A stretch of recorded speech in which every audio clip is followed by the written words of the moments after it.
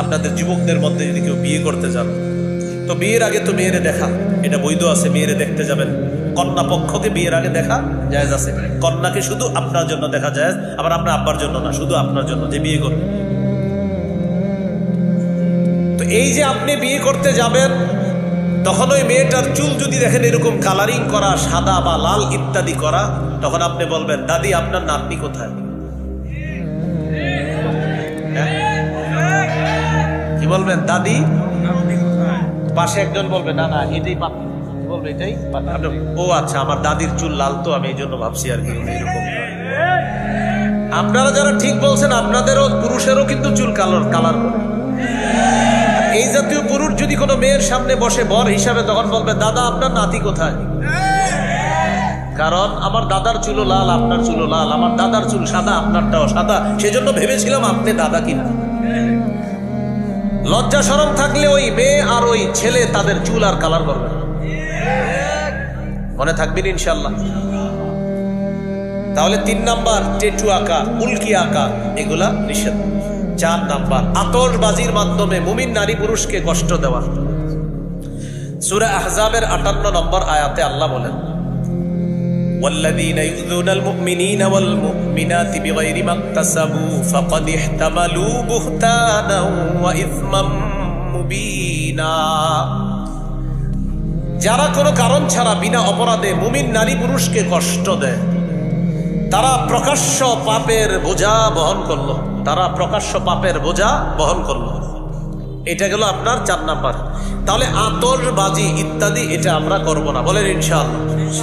এটা ঈদের আগের রাতেও না, এটা আপনার নববর্ষ নতুন বছরকে কেন্দ্র করেও না। 5 নাম্বার গান বাদ্য করব না আমরা। এটা আপনার এই নববর্ষকে কেন্দ্র করেও হয়, নতুন হ্যাপি নিউ ইয়ার এটাকে কেন্দ্র করেও হয়, ঈদের আগের রাতে। 29টা 30টা রোজা রাখার পর ইবলিস আইসা বুঝায়, আমি এতদিন শিকলে আবদ্ধ ছিলাম, অনেক কষ্টে ছিলাম, আমি ছুটি পাইছি, এখন আমি আইসা গেছি, তুমি আর টেনশন করবা না, 2টা বক্স আনো, আইনা জোরে জোরে গান চালাও। হিন্দি, আরবি, ফার্সি, বাংলা গান চলতেছে, তালে তালে নাচতেছে। আপনি কি জিজ্ঞাসা করবেন, আচ্ছা গানে কি বলতেছে, আমাকে একটু বুঝাও তুমি, মানে ওখানে কি বলে একটু বুঝাও। বলবে, না এটা কি আর বুঝি আমি, লাফাও কেন, তালে তালে লাফাইতেছে। এই কাজ করবেন না। এটা বিয়ের অনুষ্ঠানকে কেন্দ্র করেও না, এটা ঈদের আগের রাতেও না, এটা নতুন বছরকে কেন্দ্র করেও না। শুধু একটা কথা মনে রাখবেন, আল্লাহ রসুলের কোরআন তেলাওয়াত শোনা, এটাকে বাধাগ্রস্ত করার জন্য মক্কার কাফের বিদেশ থেকে নর্তকী নায়িকা গায়িকা আর গান গল্প করে করে আনছে, যেন কাফেররা নবীর কোরআন তেলাওয়াত না শুনে এই নায়িকাদের গায়িকাদের গান বাদ্য মিথ্যা গল্প কাহিনী শুনে। সূরা লুকমানের 6 নম্বর আয়াতে আল্লাহ এটা বলেছেন, ومن الناس من يشتري لهو الحديث ليضل عن سبيل الله بغير علم। যারা আল্লাহর রাস্তায় মানুষকে পথভ্রষ্ট করার জন্য, আল্লাহর রাস্তা থেকে সরানোর জন্য মিথ্যা গান গল্প নর্তকী ইত্যাদি তাদেরকে ক্রয় করে, না জেনে যারা এটা করে, শেষে আসছে উলাইকা লাহুম আযাবুম মুহিন, তাদের জন্য অপমানজনক শাস্তি রয়েছে। নাউযুবিল্লাহ। হাদিসে রাসূল সাল্লাল্লাহু আলাইহি সাল্লাম বলেছেন, লা তাবিউল কাইনাতি ওয়াল মুগান্নিয়াত ওয়া লা তাশতারুহুন্না ওয়া সামানুহুন্না হারাম। গায়িকা নায়িকা কিনবা না, বেচবা না, এটার উপার্জন হারাম। বাংলাদেশের কাউকে এই গান বাদ্যের জন্য বিদেশে পাঠাবা না, বিদেশের কাউকে এনে 3 কোটি টাকা দিবা না। এক্সপোর্ট ইম্পোর্ট নিষেধ। এটা যেমন ঠিক বলছেন, বুঝা শুনা বলতেছেন তো। এবার যে গান ডাউনলোড করলেন, টাকা খরচ হয়নি?